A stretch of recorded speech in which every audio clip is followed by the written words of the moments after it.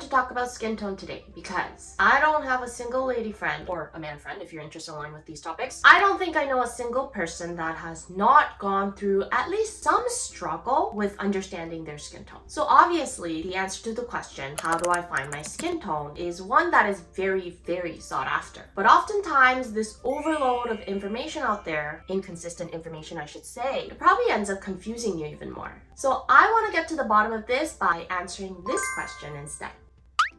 Let's talk about all these different terminologies around skin tones, and let's get it down to a simpler logic of how we should really be looking at skin tone, because that's going to help us understand what we really need to focus on when we're trying to find the right shade of makeup or the right colors of clothing that'll complement our skin. As always, I'm going to use some specific celebrity examples to help visualize what I'm talking about, and I'll also be sharing some tips and tricks that'll help you determine your best colors. Who else would give you these kinds of tips other than me? So you're welcome. Here's the number one reason why I think people are confused about skin tones. There's so many different terminologies that are being thrown around without a real convincing explanation of what they really mean, like undertone and overtone. These words actually make me visualize peeling the outer layer of my skin to magically find a bright yellow color hiding underneath. Not only is that a gruesome thought, it's just simply not true. And this whole idea of, oh, your overtone can change colors with the amount of sun exposure and your environment, blah blah blah, but your undertone will never change. I can see the logic behind it, but I think it just creates a weird sense of mystery around the term undertone. Like, it's this hidden color that you can only start seeing with enough practice and experience. So finding our undertone becomes this ultimate quest that we're all supposed to solve. There's also way too many words that describe an undertone, when really what all these words are meant to do is simply distinguish a skin tone from warm to cool. And the phrase neutral skin tone I think is also confusing because I don't think that many people know what it's really meant to represent. Some people say that neutral skin tones can wear both warm and cool colors, and I think there is some truth behind that, which I'll show you with specific examples later on in the video. But 99.99999% of the time, you're always going to lean towards warm or towards cool. Because like I explained in my previous video, oh yeah, by the way, this video is part 2 of my series on personal colors and skin tones, so there is a part 1 and you should probably watch it if you haven't already. I talked about how everything is on a spectrum, right? And that includes our skin tone. So what the term neutral skin tone really refers to is this middle range of the spectrum between warm and cool skin tones. But at the end of the day, you're either warm or cool. It's just the level of warmth or coolness in your skin is not as extreme as someone who sits on the outer ranges on either side of the spectrum. I mean, it is a spectrum, so I'm sure there is somebody out there in this world that falls exactly in the middle, and technically we can call that a perfectly neutral skin tone. But even if we came across a person like that, we'd probably not even be able to tell, and chances are you're gonna lean towards one way or another. Okay, so how are we going to simplify all of this down then? I found this video on TikTok that's gonna help visualize the point that I'm trying to make. This is a video on how to make different skin tones with paint, and as you can see, this person's using red, yellow, blue, and white to make the different skin tones. Why black and gray are not included in here is because we can make black by mixing the 3 primary colors, and gray is essentially a mix of white and black. So really, all you need is red, yellow, blue, and white to make any color you want. Why I'm using paint as an example is because the origin of seasonal colors actually came from a painter who noticed in his paintings that certain skin tones look better with certain seasons as the background, and that's how the theory of seasonal colors was first developed.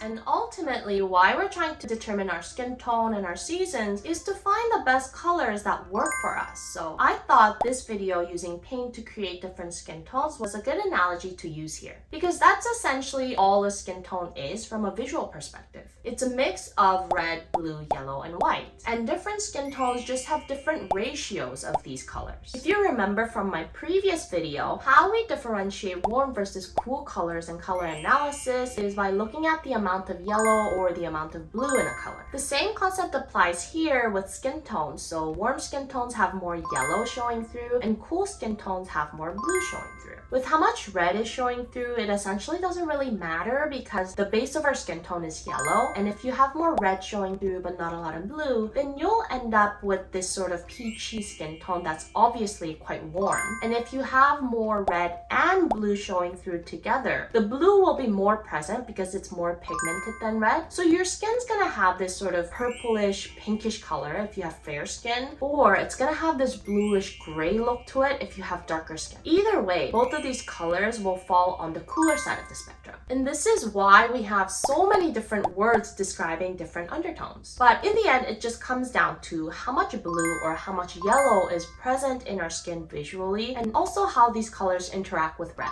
Now, olive skin tone is something I am deliberately not talking about in this episode because I'm dedicating a whole video to olive skin tones in part 3 of my color series. So if you have olive skin and you're curious to know more about it, don't worry, I got you covered in a separate video of its own. Now, when it comes to skin tones and seasonal colors, people often confuse having a warm skin tone with having a warm season as their personal color palette. This is not necessarily true, and I'll show you with some of the same examples I used in part 1. Here is Emma Stone, and when we look at just her skin tone alone, she has a cool skin tone. Her skin has this pinkish, purplish hue to it, and like I explained earlier, this kind of hue is a combination of blue and red pigments showing through your skin. So I categorize her as having a cool skin tone. But like I mentioned in my last episode, Emma is widely agreed upon as a bright or a clear spring, which is a warm season. Rihanna, on the other hand, has a warmer skin tone. I know there's different opinions out there about whether Rihanna has a warm or cool skin tone, but that's because we're confusing skin tone and seasons. If we compare these two photos, Rihanna's skin clearly has more of a yellow hue compared to Beyonce's skin. Here in this photo with the same lighting, we can definitely see how Rihanna's skin tone has more yellow in it. Beyonce is widely agreed upon as an autumn, and some people say that she's a spring, but everyone seems to agree that she is one of the warm seasons. But if you look closely, she actually has more cool colors in her skin than you think. There's a bluish gray color in her skin that becomes a lot more noticeable when she wears cool colors, and cool colors just make her skin look more ashy. So why Beyonce looks good when she wears warmer colors is not because she has a warm skin tone, but because the blue or the ashy tone in her skin gets neutralized with warmer colors, and her skin just looks healthier and more balanced against warm colors. And going back to Rihanna, her skin tone itself is definitely warm, but wearing cool colors actually offsets any excess warmth in her skin, and it helps with preventing her skin from looking too yellow or sallow, and that's why she's agreed upon as one of the cool seasons. Rihanna actually has olive skin, which I'll explain in more detail in my next video. So having a warm or cool skin tone doesn't always translate to your season having the same temperature. That's really more dependent on how your skin appears as it reacts to different temperatures of color. So you could have a cool skin tone but be categorized as one of the warm seasons, or you could have a warm skin tone and still look the best in cool colors. You can, of course, also have a warm skin tone and still belong to a warm season. Blake Lively, for example, has an obviously warm skin tone, and she's widely agreed upon as a light spring. Although, in my opinion, she's sort of in between true and light spring. And then there's also the skin tones that we group as neutral skin tones or undertones. And like we talked about earlier, these are the skin tones that are closer to the middle of the spectrum between warm and cool. So visually, the temperature of their skin tone is a little less obvious. For example, here is Cate Blanchett, and I think her skin tone leans slightly to the warmer side, but in certain lighting, we can definitely see more of that slight blue or pinkish color showing through her skin. And when it comes to Cate's seasonal palette, there's different opinions about her being a light spring or a light summer. So earlier when I said that there is some truth about neutral skin tones being able to wear both warm and cool colors, what I meant was that these are the types of skin tones that are less reactive to the temperature of the color because their skin tone is not leaning too heavily on either side of the spectrum. Now, that's not to say that these types can pull off all warm and cool colors. If we compare Blake and Cate wearing this bright blue that's more of a true spring color, I think it looks much better on Blake than it does on Cate, and Cate just looks a little bit separated from her dress. But if we compare them wearing a lighter blue that's more of a light summer color, we can see how Blake's skin looks sort of dark and ashy. So like I mentioned in my first episode, it's not only the temperature of the color that matters, but it's also how your skin reacts to the value and the clarity of the color. This example actually goes back to what I explained in part 1 about two people technically being in the same season but having different palettes. So in order for you to know what your season is, you have to first answer this question. What are the colors that your skin needs in order to subdue any unflattering tones in your skin and balance out the overall skin tone? And whether those colors are on the same side of the temperature spectrum as your skin tone or on the opposite side.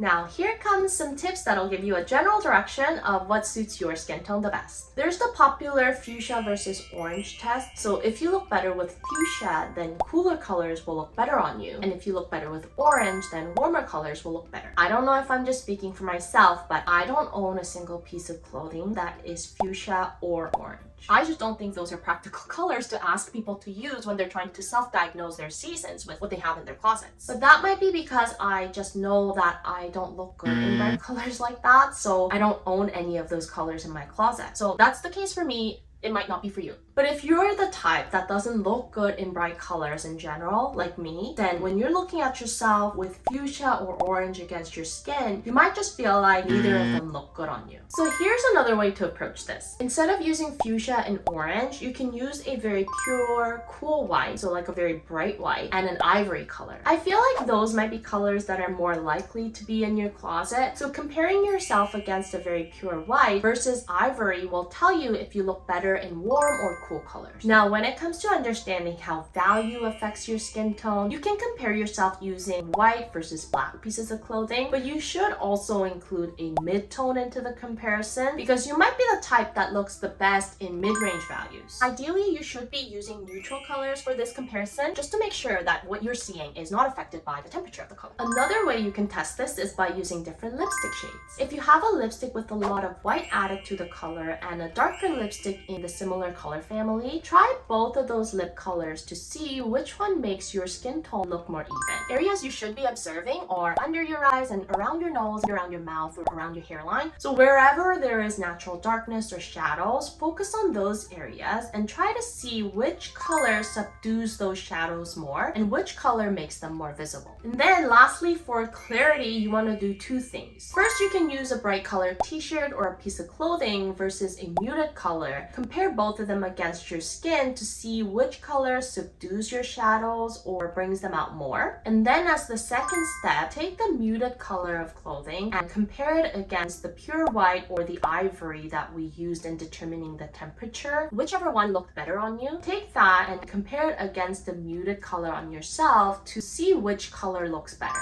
Why we're taking a two-step approach for clarity is because of what I explained in my previous video about chroma versus clarity. In color analysis, clarity specifically refers to how much gray or how much black and white are both added to a color. So when you're assessing where your skin tone sits on the spectrum of clarity, you not only have to look at how bright or muted a color is, but you need to also assess if colors that include gray look better on you, or if colors that only include white or only include black are better choices for you. You can also use the lipstick trick for this. So if you have a bright color and a softer, more muted, sort of like MLBB type lipstick, compare those two to see which color looks better on you. And then as the second step, take the lipstick color that you used in assessing values, so the color that has a lot of white added to it, take that color and compare it to the MLBB to see which one looks better on you. Honestly, if you're thinking about using the lipstick method, without even actually trying these on yourself, you should have an idea of which color actually looks better on you, because it's gonna be the color that you wear more often. Well, duh.